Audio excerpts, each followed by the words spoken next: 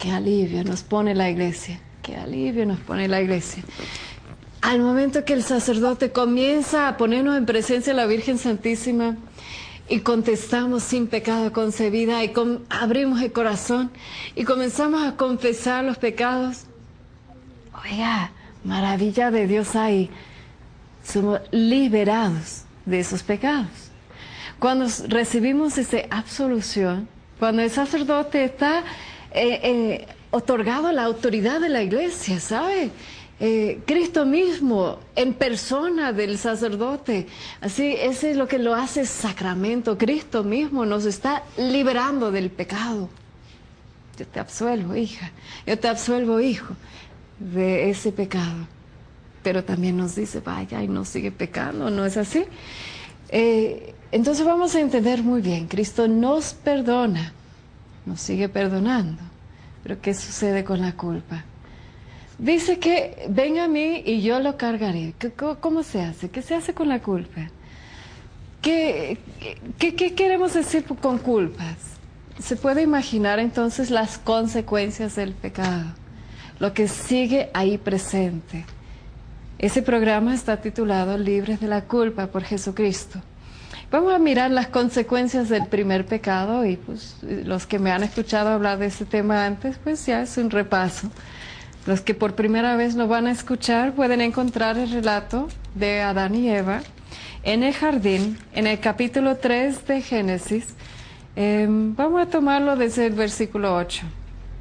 Estamos hablando de las consecuencias del pecado. De haber pecado siempre trae consigo consecuencias. ¿Sabes cuál es el más grave? Es más grave, peor. Yo digo para mí, lo peor que significa un pecado para mí, ¿sabe lo que es? La separación con Dios. Yo creo que no hay cosa peor que a mí me puede suceder en la vida, de sentir, aunque sea por un instante, la separación de mi Dios. Porque vivo mi vida y trato de vivirla unida a Jesucristo, en la gracia, en los sacramentos, en la oración, en la lectura, en la comunidad de la iglesia. Trato de vivir mi fe en Cristo. Entonces no hay cosa para mí peor que pensar que voy a estar, aunque sea por un instante, separada de mi Dios. Qué indefensa voy a estar. Qué débil voy a estar, qué patética voy a estar. Si estoy ahí tratando de resolver mi vida con mis propias fuerzas, aunque soy titulada, universitaria, todo demás, aunque tengo un buen matrimonio, bendito sea Dios, solo porque Dios es grande, que mis hijos están bien, pero ¿cómo puedo resolver, enfrentar la vida sola si no es por mi Dios? ¿Qué diferencia es vivirla con Él? Oiga, lo maravilloso de eso, ¿sabe lo que es? Es que Dios hizo este mundo para tener comunión con nosotros, para convivir con nosotros, para estar con nosotros. Así es tu Dios. Tu Dios te ama tanto, que quiere estar contigo, que te extraña, ¿eh? Hace mucho tiempo que tú has estado lejos de Él. Lo que yo estoy diciendo, a una parte de ti estás creyéndome. Una parte de ti está diciendo, yo quiero lo que ella tiene.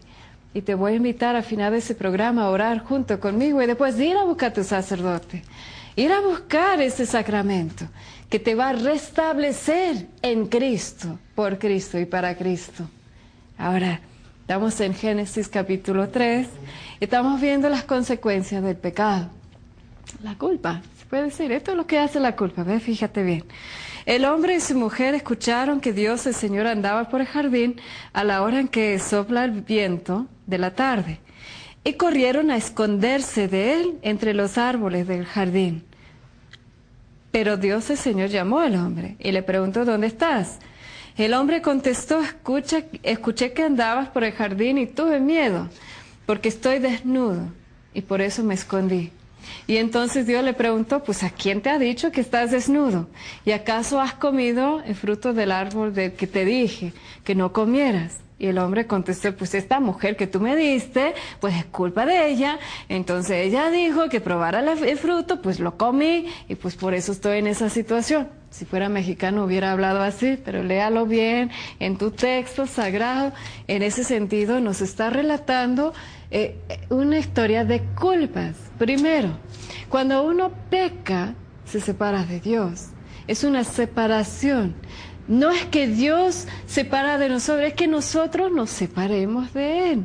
Cuando es un pecado que Dios nos ha dicho, no lo hagas, no te conviene, te va a ir mal, vas a perder todo, y todavía de idiota, bueno, no hablo de ustedes, hablo de mí, y de las veces en el pasado puede ser que he caído libremente. Te digo, uno se separa de Dios y piensa que no hay consecuencia, dice, no, pues está bien a gusto así.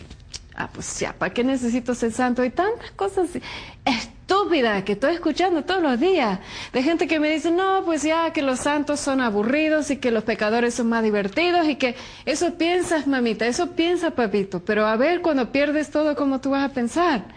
Es un engaño. Satanás está robando todo lo tuyo y estás entregándolo tú libremente, porque cuando tú caes en pecado, estás entregándole todo, tu libertad, tu alegría, tu paz. Estás entregándole todo cuando tú pecas. Entonces, primer consecuencia, ¿cuál era? La separación. La separación, y después el miedo. Se escondió de Dios. En la presencia de Dios, el pecado no puede estar. Entonces, cuando tú estás lleno de pecado y estás como que en presencia de Dios, o sea, enfrente al Santísimo Sacramento del altar, o en la misa, o cerca de alguien que esté lleno de Dios, como que te sientes incómodo, como que te quieres como que esconder, o quieres salir de esa situación, o eso, es por lo mismo, es consecuencia de tu pecado, esconderte. Una persona que se esconde es una persona que tiene miedo a la vida. Es una persona que ha perdido su autoconfianza, más bien, que se siente menos, que se siente de poco valor. Y no lo relacionamos con el pecado. No lo relacionamos de que hemos perdido todo porque hemos pecado. Entonces tuvieron miedo y se dieron cuenta que estaban desnudos. ¿No te parece raro que dice eso el texto? Pues nacieron sin ropa, supongo. Pues fueron creados así, no tenían nada de vergüenza. Es una obra magistral de Dios esto. El cuerpo humano es lo más lindo que Dios ha creado. ¿Para qué tener vergüenza de ella? Es una creación perfecta. Es como que lo último que Dios creó, y lo hizo con tanta perfección que Dios, cuando contempla el ser humano, dice, wow, mira qué bello lo que yo hice. ¿Cómo es posible que uno contempla su vida desnudo, está viendo todos los defectos, se siente vergüenza? Es por el pecado, es por el pecado. Entonces, para mí habla también de que perdieron la inocencia, ¿sabe? Cuando una persona peca, ese sentido de que vas a abrir los ojos y saber la diferencia entre el bien y el mal. ¿No has visto a los niños? Yo tengo la preciosa Regina en casa de 5 años y veo que comete errores, pero pues los comete, pues perdón, y ya. Todavía cuenta con esa inocencia. La vida para ella es todavía un sueño, tiene mucha ilusión. Entonces, cuando uno crece, y especialmente en la adolescencia, y comete a veces pecados contra, pues digo, uno mismo, y en la sexualidad y en muchas cosas, ¿sabe lo más feo que se pierde?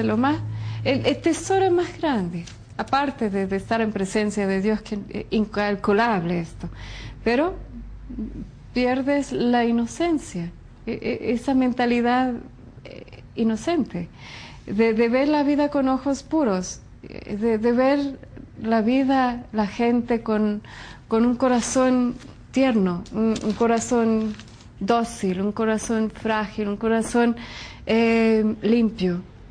Uno pierde la inocencia por el pecado. Todo eso se puede llamar culpas. Ahora, ¿qué se puede hacer entonces? Si uno reconoce que ha perdido todo, que efectivamente todo lo que estoy diciendo como que se siente